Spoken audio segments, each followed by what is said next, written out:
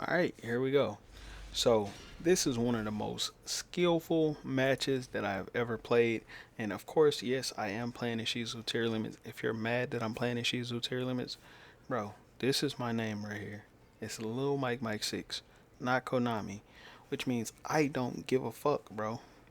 I'm here to bring y'all skillful gameplays that is very entertaining to watch. Now, you can say this shit is not entertaining to watch, but if you watch the gameplay, you'll see that I'm actually thinking hardcore about how to actually break his board. He is going to have a unbeatable board. Now, like I said, my name is not Konami, meaning that I didn't put tier limits in the game. Don't get mad at me going to my comment section and bitch at me about some shit I don't give a fuck.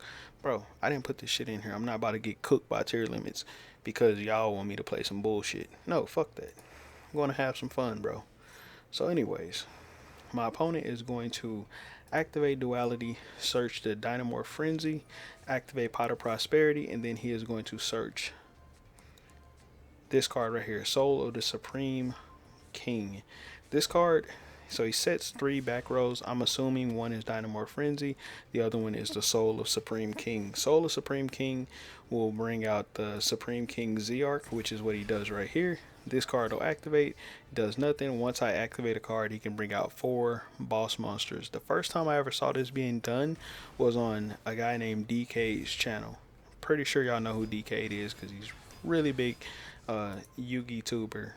Now, I chose to go Perloreno first because I know that this card can negate the activation of this card, right?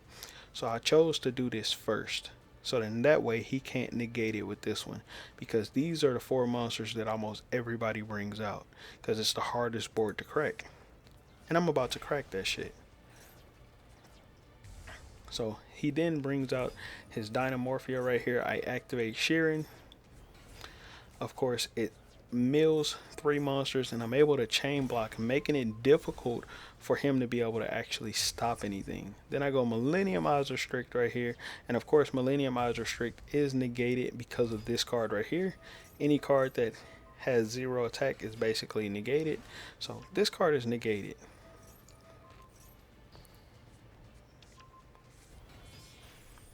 So I activate Baguska, put everything on the field into defense.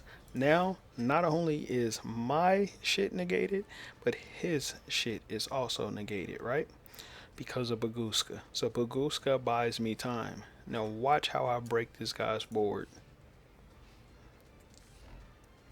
He activates 5 back row right here. And then he starts chaining this card to try to be annoying with it, but it's already negated, my boy. I send the Kitkalos right here, mill 5. This will allow me to shuffle back. And then I activate Rainbow Bridge of Salvation, allowing me to grab the Tortoise plus the field spell all over again. So 1 card down, I got 4 more to go. Activate this. Of course, it's not going to work. I don't care. I'm just activating it just to activate. He activates this card to basically negate the one in my graveyard. Baguska activates. So then I get the Perloreno. Activate Suliak right here. He is going to negate my card again, and I just normal summon it out just so I have a tier limits body on the field. And now that is 2 of his monsters negated with Suliak, right? 3 more to go. That's 1 more monster negated with Suliak. That makes 4 negated monsters. I summon out Suliak.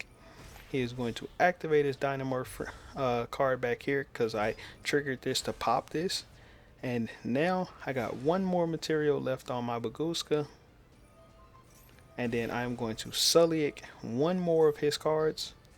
Of course, he is going to negate this with 1 of his back rows.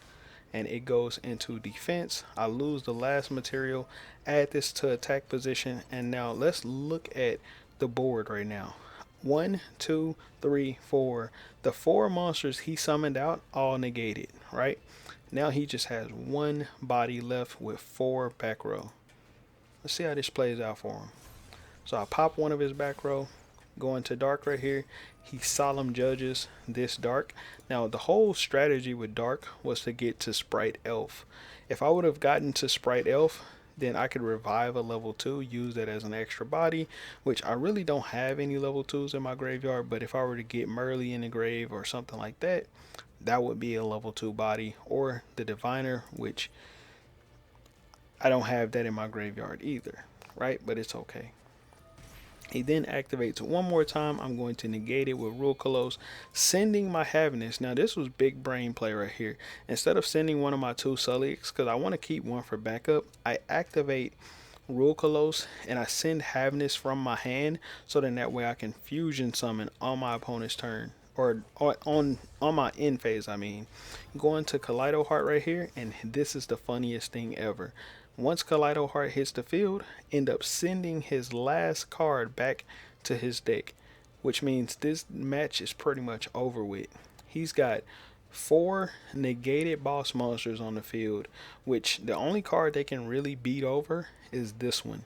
But I can get rid of this one with this card.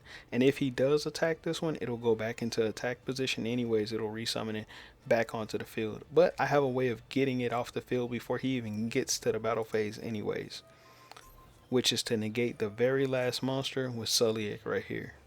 Now, he has no choice. The only thing he can do at this point is either take that fucking L, he can try to use the one card he's got in his extra deck to do, who the fuck knows? Probably nothing.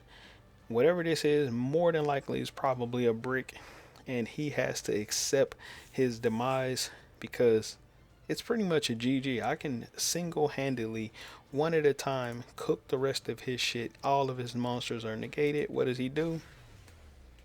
He takes the L like a man. GG's, my boy.